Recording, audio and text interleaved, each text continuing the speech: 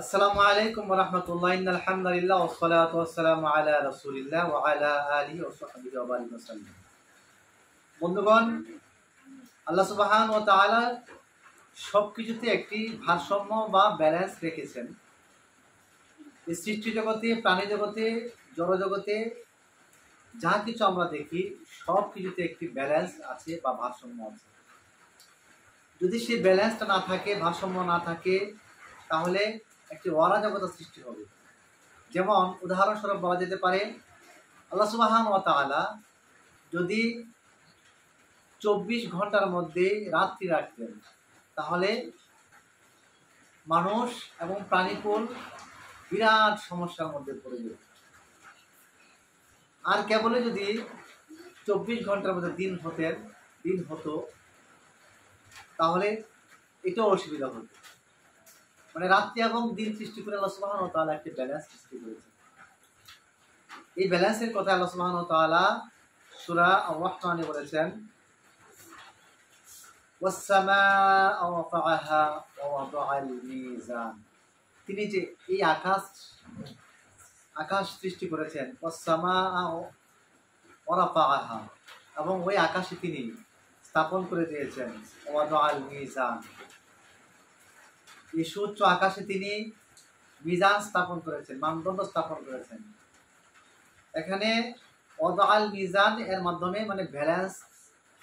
এই যে মহাকাশটা, এই মহাকাশ যদি তিনি ব্যালেন্স না রাখতেন, তাহলে চন্দ্র, সূর্য, গ্রহ, নক্ষত্র, মহাকাশের বিশাল জগৎ, এই জগতের একটা অরাজকতা সৃষ্টি হয়ে যেত। অকুল্লুন ফি ফালাকি ইয়াসবাহুন, সকল কক্ষপথ তার নিজস্ব গতিতে চলে। যদি সেই ব্যালেন্স না থাকতো, তাহলে এটা ভেঙে যেত। মানে আল্লাহ সুবহানাহু ওয়া তাআলা এর মাধ্যমে আমাদেরকে বোঝাতে চাচ্ছেন যে অতিরিক্ত কোনো কিছুই ভালো না। অতিরিক্ত মানে জেদ, অতিরিক্ত ক্ষোভ, অতিরিক্ত রাগ, অতিরিক্ত আনন্দ, অতিরিক্ত কষ্ট, মানে এগুলি কোনো কিছুই আসলে ভালো না। এই জন্য তিনি এর মধ্যে ব্যালেন্স সৃষ্টি করেছেন। কখনো আনন্দ, কখনো দুঃখ, কখনো হাসি, কখনো মানে খুশি। মানে এই জগতের মধ্যে একটা ব্যালেন্স আল্লাহ সুবহানাহু ওয়া তাআলা আমাদেরকে দিয়েছেন।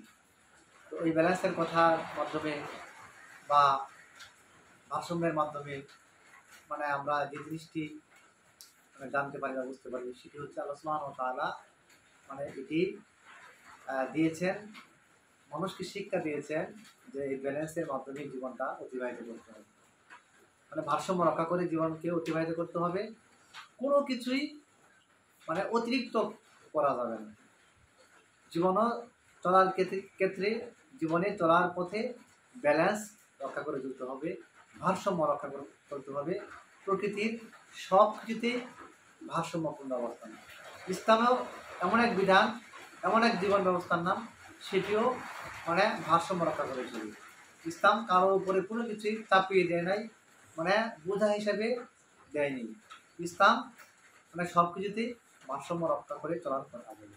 আল্লাহ সুবহানাহু ওয়া তাআলা আমাদেরকে আল্লাহ তাআলার এই সৃষ্টির ভারসাম্য, এ থেকে তিনি যে সৃষ্টি করেছেন, এ থেকে আল্লাহর পরিচয়, আল্লাহর গুণাবলী, আল্লাহর ক্ষমতা এবং মহত্বের